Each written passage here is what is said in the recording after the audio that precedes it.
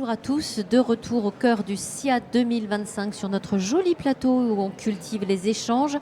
Véritable fer de lance français, la production de semences est un savoir-faire que bien des pays nous envient.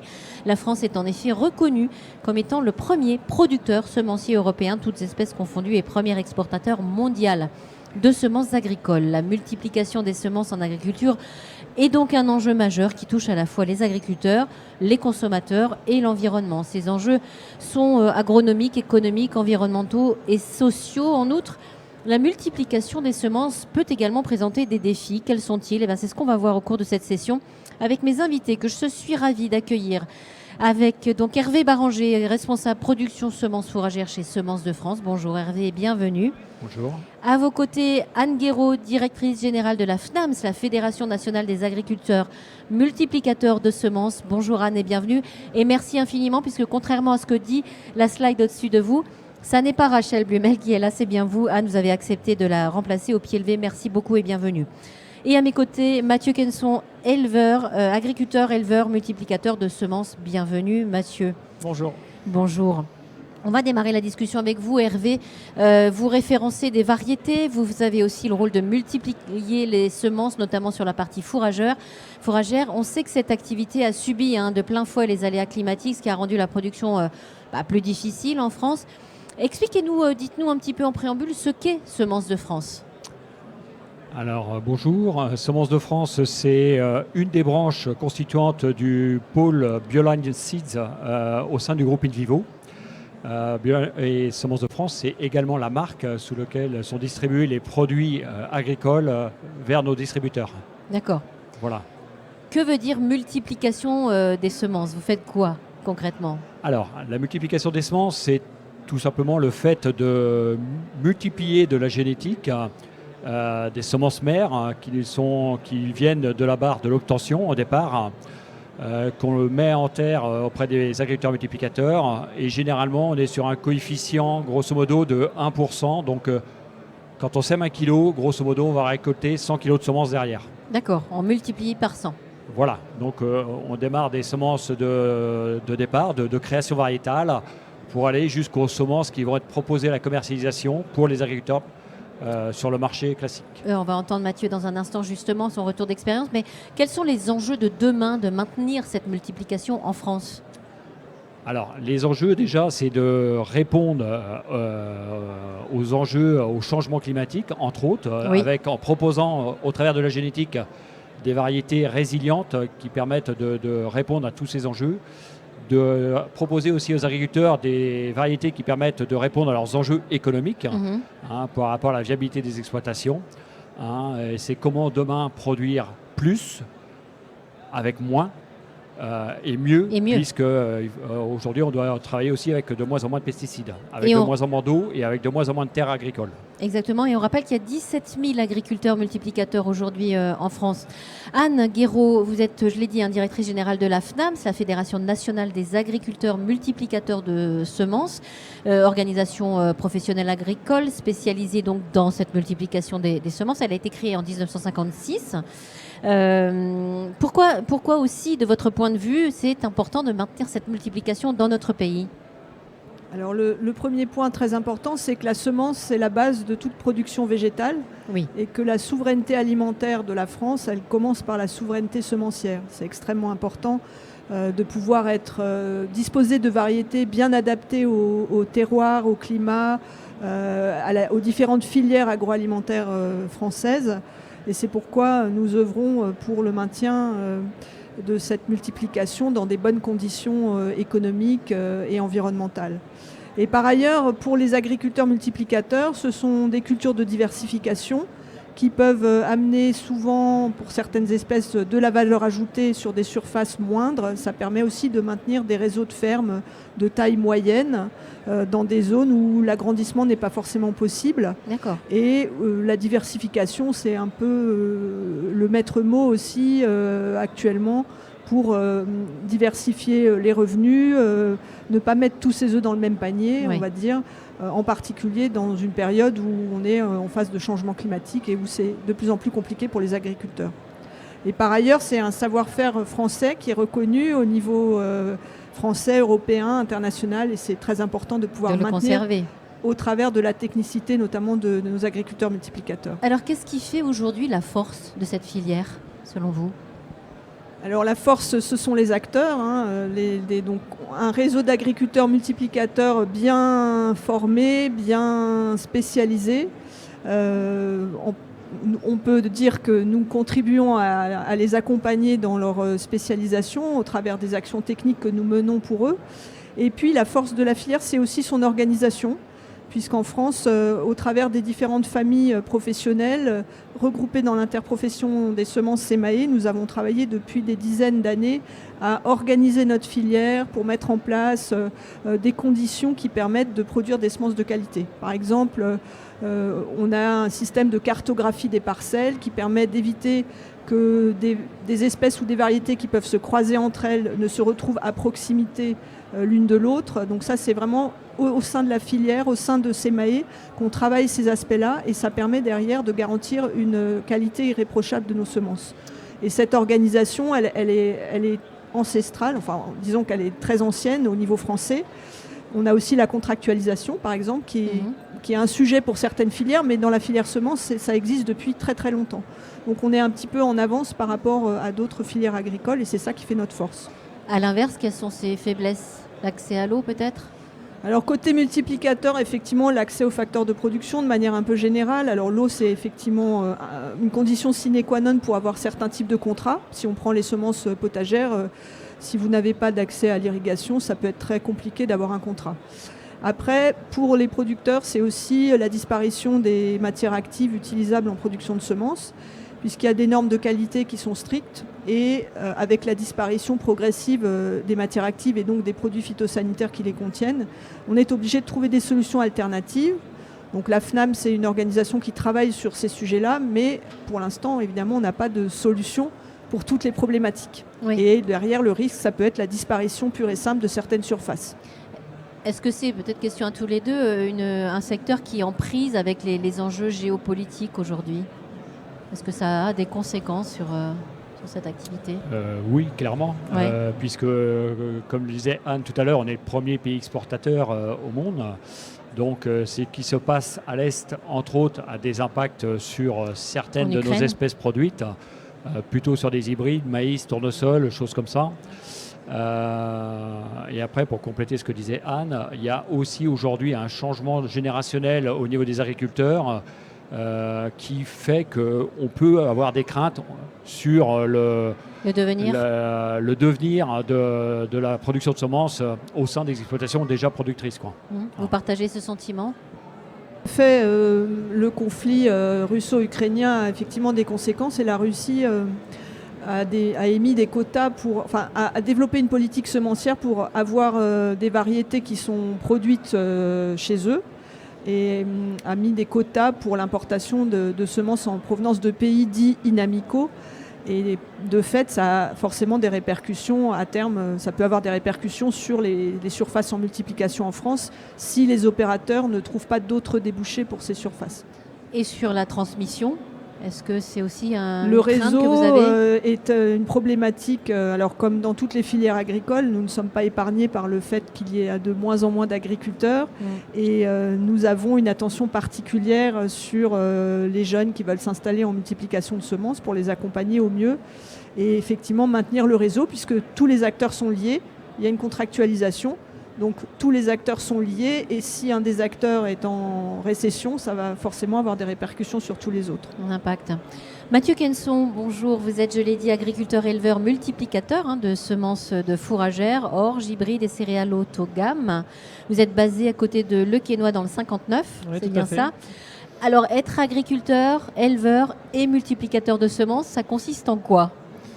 Ça consiste en beaucoup de choses en fait. Oui, j'imagine. Tout est complémentaire, l'agriculture, enfin l'élevage, les céréales, tout va de mèche, quoi. Je veux dire, je pense aujourd'hui que l'un ne va pas sans l'autre, et que justement cette partie qui nous a été possible de faire en multiplication, ça nous a permis de développer l'exploitation et de voir un petit peu plus clair en l'avenir, quoi. Voilà. Pourquoi vous êtes lancé il y a une décennie, hein, je crois, Ouais, que vous êtes lancé d'années, ouais. Ouais. Qu'est-ce qui vous a mis le pied à l'étrier?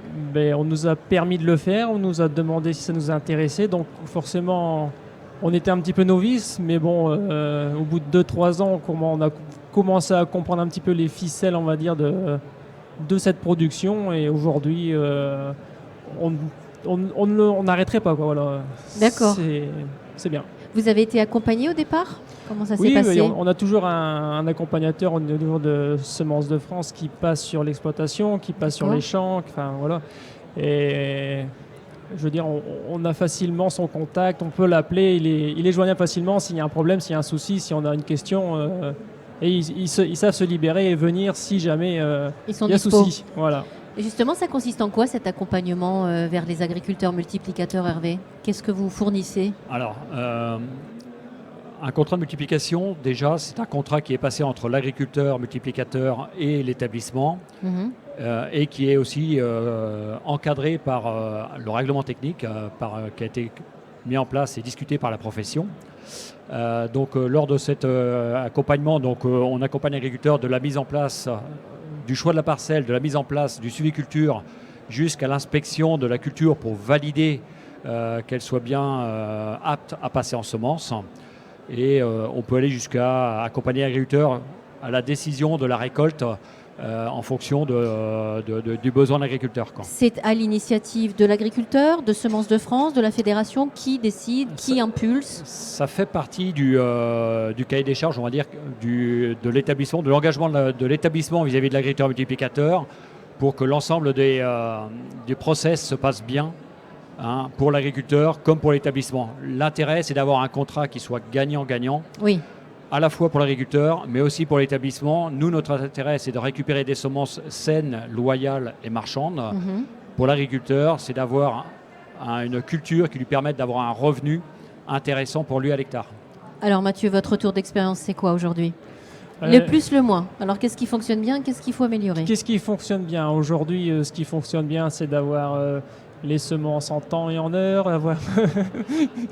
parce qu'on est quand même fortement impacté sur... Alors c'est ce qui fonctionne moins bien, du coup, ça. Oui, c'est ce qui fonctionne moins bien. Il faut commencer par le négatif et après bien sûr le positif. Bon, alors le négatif, avoir les semences en temps et en heure, en temps peut-être. en heure, parce qu'aujourd'hui, Un message, on a des créneaux de semis qui sont quand même très compliqués depuis quelques années. Et on voit bien qu'une année où le semis est fait correctement, on se retrouve quand même avec une meilleure marchandise et une meilleure quantité, justement, pour Semences de France, derrière, commercialiser un meilleur volume, quoi, voilà. Mhm. Et après, justement, les points positifs, ça nous a permis, comme je disais tout à l'heure, de voir différemment la culture, d'évoluer justement sur des pratiques culturelles vis-à-vis d'une orge traditionnelle. Et puis voilà, quoi, je veux dire, c'est bénéfique. Voilà. Les plus grosses contraintes au départ, c'était quoi pour vous? La plus grosse contrainte au départ, c'était le tour de champ qu'il fallait semer différemment. Aujourd'hui, c'est fini, on n'en parle plus. Mais c'était la grosse contrainte. Et la deuxième grosse contrainte également, c'était le stockage, la partie stockage. Pourquoi? Vous n'aviez pas le... Parce qu'on n'avait pas l'infrastructure pour stocker. D'accord. Donc il a fallu créer cette infrastructure. Aujourd'hui, on est équipé, on a ce qu'il faut.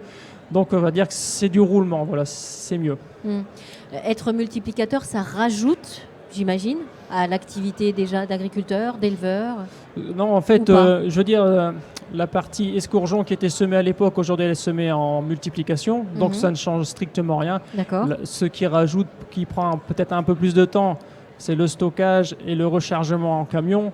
Mais bon, je veux dire, par la valorisation, on peut se permettre cette perte de temps, entre guillemets. Voilà. Sur le sujet du retour sur investissement en termes de revenus, est-ce que ça, vous pouvez le quantifier aujourd'hui? Est-ce que... Oui, je veux dire, c'est ce que je disais tout à l'heure. En fait, si le semis, si les conditions climatiques sont bonnes jusqu'à la récolte, je veux dire, une bonne escourgeon, bien faite, bien payée, peut rapporter quasiment une pomme de terre. Voilà. D'accord. Ça veut dire quoi en langage pour tout le monde? Ça veut dire que c'est très bien. Ça veut dire que c'est très bien. Vous feriez pas marche arrière? Ah non, vu les charges de mécanisation là-dessus, c'est très très bien pour moi. Voilà. Anne, j'aimerais quand même qu'on voit avec vous quels sont les enjeux agronomiques, économiques et environnementaux de cette pratique. Est-ce qu'on peut les détailler? Alors les enjeux agronomiques, économiques et environnementaux, à ce stade pour les multiplicateurs, je reviens un peu sur la question de l'accès aux produits phytosanitaires. Pour pouvoir effectivement continuer à produire des semences de qualité, il faut trouver des méthodes alternatives qui permettent d'atteindre les normes de certification. Et pour l'instant, sur certains sujets, on n'est pas encore tout à fait au point, on va dire, mais on y travaille. Au niveau économique, effectivement, ce sont des cultures qui sont contractuelles. Donc pour l'agriculteur, ça amène une certaine sécurité puisqu'il sait à l'avance que sa récolte va être reprise. C'est une obligation prévue par ce qu'on appelle la convention type de multiplication. Okay. Sa récolte va être reprise par l'établissement semencier avec lequel il a contractualisé. Donc c'est une forme de sécurité. Oui. Et puis effectivement, les conditions économiques de production peuvent être plus avantageuses que pour une grande culture, pour certains types de production. Si on prend des semences de betterave, des semences de potagère, par exemple des semences de maïs, effectivement ça amène un revenu plus important à l'hectare qu'une grande culture. Donc ça amène aussi une forme de richesse plus importante à l'hectare. Au niveau environnemental, ce sont des cultures qui peuvent être très intéressantes, par exemple pour les pollinisateurs. Alors on n'en parle pas beaucoup, mais les cultures potagères sont souvent en pollinisation entomophile. Donc il y a des zones, par exemple il y a une zone de culture potagère dans la Beauce. Donc on a vraiment une rupture de paysage avec des cultures potagères au milieu d'une zone de grande culture. Ça amène de la nourriture pour les abeilles. Nos agriculteurs multiplicateurs sont très sensibles à cette question de la protection des pollinisateurs, puisque pour faire une graine, il faut qu'il y ait une pollinisation, et quand c'est l'insecte qui pollinise, évidemment, il faut protéger l'insecte, parce que sinon, ça ne va pas le faire. Voilà, donc ce qu'on peut un petit peu dire sur ces aspects-là. Est-ce qu'on peut multiplier toutes semences ? Alors, on peut multiplier, oui, toutes les plantes font des graines, enfin quasiment. Après, il y a des cultures qui sont pas propagées par de la multiplication. Si on prend les fraisiers, par exemple, c'est du vitroplan. C'est pas propagé par une graine, mais on peut. Dès lors qu'on parle d'une graine. En France, on multiplie plusieurs, je crois que c'est 150 ou 200 espèces, sans compter les semences de fleurs. On a les pédoclimats qui nous permettent d'avoir un panel d'espèces extrêmement large, contrairement à certains de nos concurrents. Par exemple, les pays nordiques, si on prend par exemple le Danemark, qui est un gros concurrent de la France sur la production de semences fourragères, ils sont très spécialisés sur les semences fourragères, ils font un peu de grandes cultures, mais ils font très peu de cultures de semences potagères, par exemple. Ils ne font pas du tout de semences de betterave. Nous, en France, on a un panel extrêmement large. D'accord. Hervé, vous vouliez rajouter quelque chose ? Non, juste pour dire, par rapport à ce que disait Anne, par rapport au changement climatique qu'on parlait tout à l'heure, par rapport aux nouveaux enjeux, il faut quand même comprendre qu'au niveau de la création variétale, le travail d'un obtenteur, d'un créateur de variétés, ce travail prend à peu près 15 ans. Donc, oui, on est sur du long terme. Le travail est quand même fait sur du long terme. On a un temps de latence, de réaction qui est pas du jour au lendemain dans les réponses qu'on peut apporter par rapport à la génétique. C'est pour ça qu'on est obligé de bouger sur d'autres leviers pour répondre. C'est la chimie, c'est l'agronomie, c'est l'alternance des cultures. Donc on doit jouer sur plusieurs leviers pour pouvoir répondre aux enjeux de demain. Parce que Mathieu, vous êtes quand même soumis aux aléas climatiques. Oui, Est-ce que ça, c'est une contrainte ? Oui, c'est la contrainte majeure qu'on a aujourd'hui. Et c'est la contrainte majeure. La deuxième contrainte, c'est la diminution des matières actives. Donc, il faut essayer de jongler entre les deux. Et aujourd'hui, on a tout doucement quelques leviers qui arrivent. Je veux dire, comme les traitements de semences, le cystivia pour ne pas le citer. Et c'est le genre de choses qu'on aimerait bien à l'avenir peut-être avoir sur la partie fourragère, quoi, voilà. Quels sont les défis auxquels sont confrontés cette pratique aujourd'hui? C'est quoi? On parle de qualité, de réglementation. Tout ça est soumis à une réglementation très précise qui est en cours de révision au niveau européen, je crois, Anne. Oui, tout à fait. On a un corpus réglementaire concernant l'inscription des variétés et la commercialisation, qui est un corpus de directives assez ancien et qui est en cours de révision via un projet de règlement qui a été mis sur la table par la Commission européenne en juillet 2023. Donc l'ensemble de la filière est mobilisé pour travailler sur ce texte, l'analyser, voir quels sont les points positifs, quels sont les points qui peuvent poser problème. Et effectivement, il y a un fort enjeu par rapport à ce texte et aux autres règlements d'application qui sont prévus par ce texte. D'une part parce que c'est un règlement, pas une directive. Ça veut dire que le règlement au niveau juridique, il s'applique directement dans l'État membre. Il n'est pas transcrit dans un droit national. Donc ça veut dire qu'il va falloir se mettre d'accord à 27 pour se mettre d'accord sur les règles, sachant que la France est quand même un pays qui est, on va dire, sur le haut des normes. Enfin, en tout cas, nous avons travaillé peut-être, comme nous sommes les premiers producteurs européens, nous avons un niveau d'exigence qui peut être parfois un peu supérieur sur certaines normes. Donc il va falloir trouver des compromis sans niveler par le bas. Et effectivement arriver à quelque chose qui ne déstabilise pas la façon dont on travaille chez nous. Donc ça, c'est assez important. Et après, pour les obtenteurs, il y a un autre texte très important qui est sur la table actuellement, c'est celui qui concerne les nouvelles techniques de sélection, alors qui impacte plus les obtenteurs, c'est-à-dire l'accès à ces nouvelles techniques qui vont permettre d'accélérer le progrès génétique, enfin la création, le process de création variétale.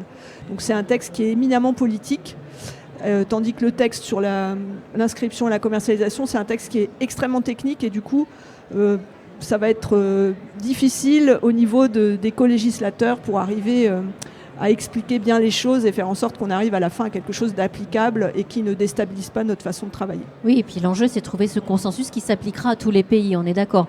Hervé, vous m'avez dit, quand on a préparé cette session, on a vraiment un savoir-faire connu et reconnu, mais il ne faut pas qu'on se repose là-dessus, parce qu'on est vraiment à un virage, il y a un changement de génération, il y a quand même pas mal de défis qui se présentent.